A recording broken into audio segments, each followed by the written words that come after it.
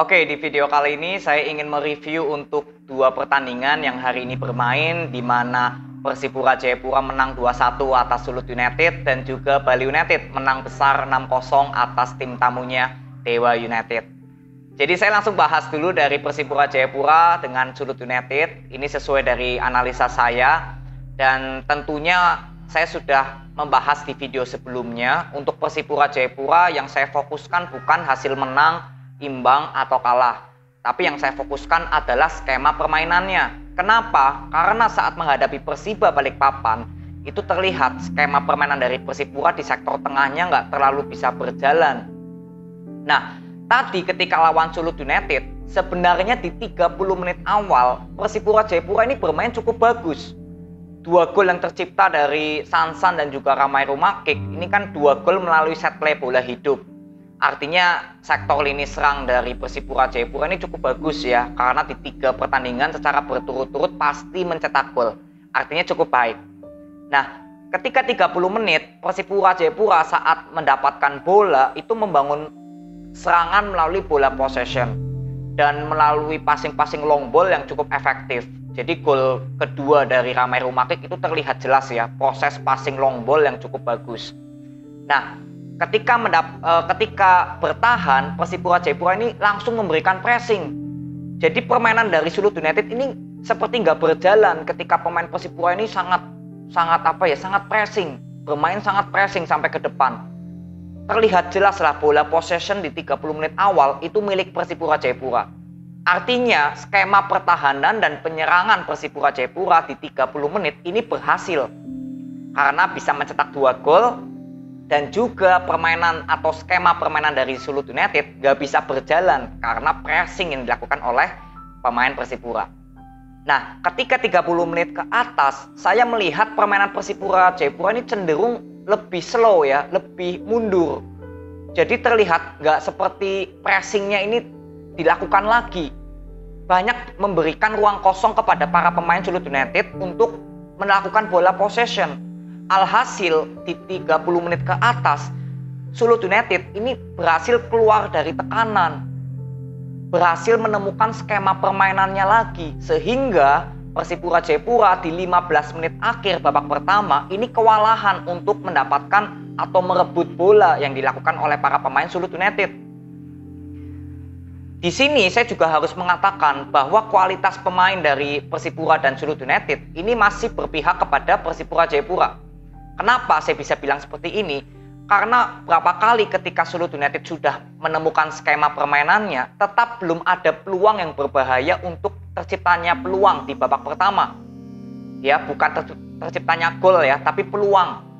Belum ada peluang yang tercipta cukup bahaya ketika skema permainan dari Sulut United ini sudah berhasil dilakukan, sudah keluar dari tekanan. Artinya ini kembali lagi ke kualitas pemain yang tidak dapat memanfaatkan peluang-peluang gol. Hanya ada shoot dari luar kotak penalti yang off target. Lalu kita masuklah di babak kedua. Di babak kedua, Sulut United ini masih mendominasi. Persipura Jayapura masih belum terlihat bermain pressing seperti di 30 menit babak pertama. Alhasil, bola possession bisa dikuasai oleh Sulut United. Dan ketika Persipura Jayapura ingin membangun serangan, ini terlalu mengandalkan Ramai Rumakik atau Mandoen di sektor kiri atau kanan. Jadi serangan-serangan Persipura Jayapura ini lebih cenderung bermain ke sektor sayap. Dan lini tengahnya dari Persipura Jayapura justru tampak nggak hidup. Jadi kreativitas Persipura Jayapura saat membangun serangan ini mudah ditebak sebenarnya untuk pemain Sulut United. Karena Persipura Jayapura terlalu mengandalkan pemain sayapnya. Makanya saya katakan bahwa skema permainan dari Persipura Jayapura di sektor tengahnya ini masih belum terlihat ada skema yang lebih baik. Saat kemarin kalah lawan Persiba Balikpapan ini tetap sama. Jadi tolak ukur saya untuk melihat Persipura Jayapura skema permainannya bagus atau tidak itu jika bertemu dengan musuh dengan permainan yang skemanya berjalan. Ya, kalau melawan Kalteng Putra, itu skema permainannya Kalteng Putra memang terlihat nggak ada juga ya. Jadi Persipura Jayapura tanpa harus bisa mengandalkan skema permainan, tinggal mengandalkan kualitas pemain bisa mencetak 4 gol.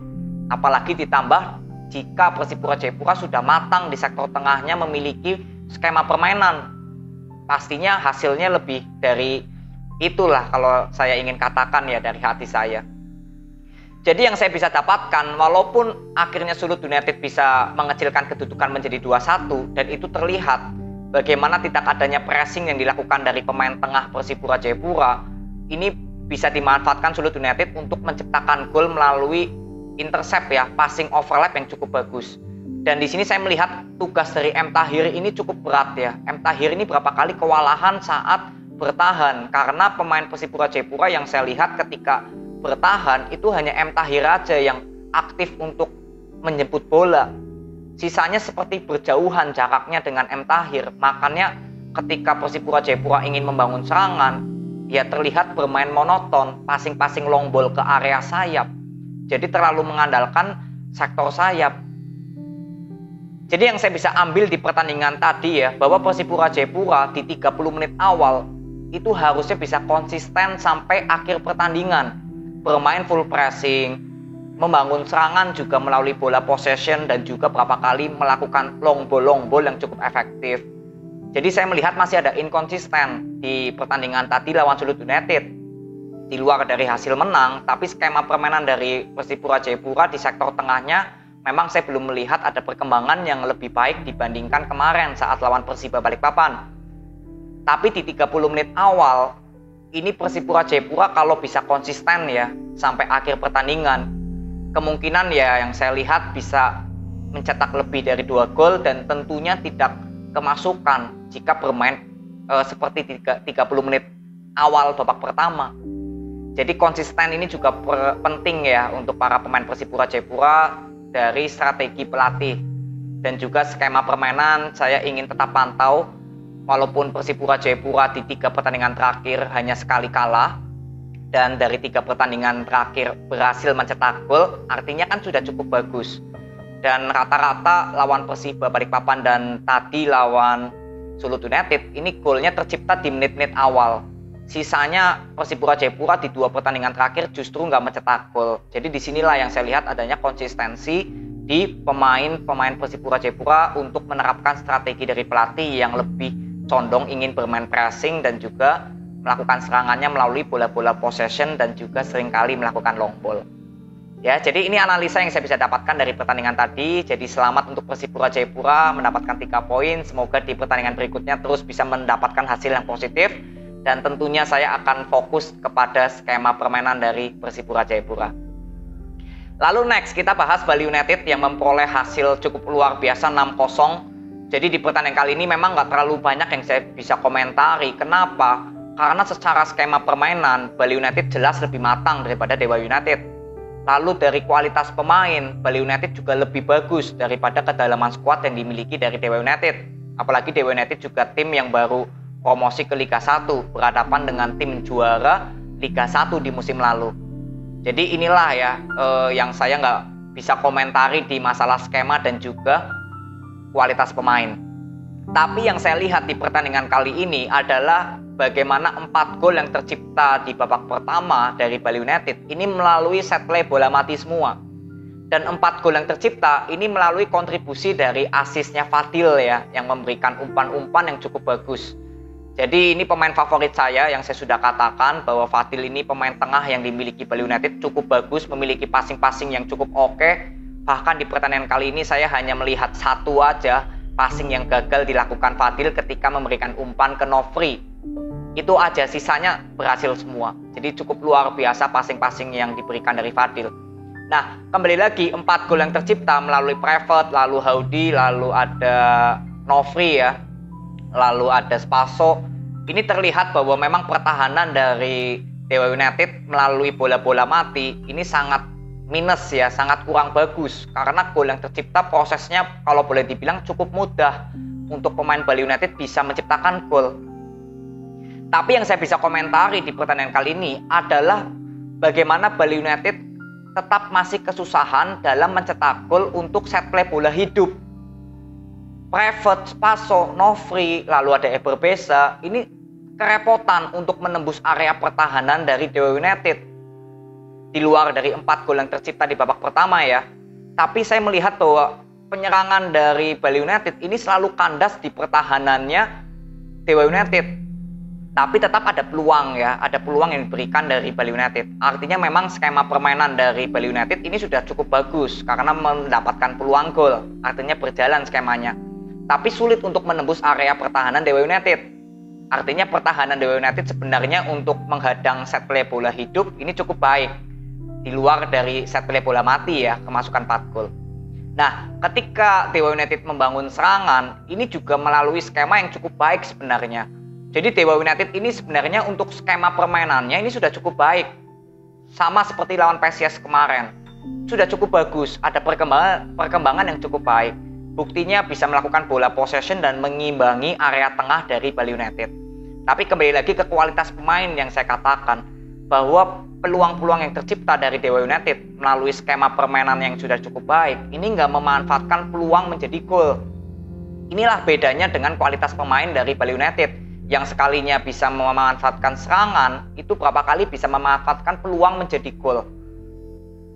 Jadi artinya skema permainan dari Dewa United dan Bali United sebenarnya untuk Dewa United ya terutama, ini nggak jelek-jelek juga, di pertandingan kali ini cukup baik juga. Tapi tinggal kualitas pemain yang menentukan untuk menciptakan peluang. Inilah yang nggak dimiliki dari Dewa United, sedangkan Bali United ya kita lihat berapa kali peluang dari Private ya yang cukup bagus di babak pertama. Lalu ada Spaso, Eberbeza, Nofri. Lalu masuklah kita di babak kedua.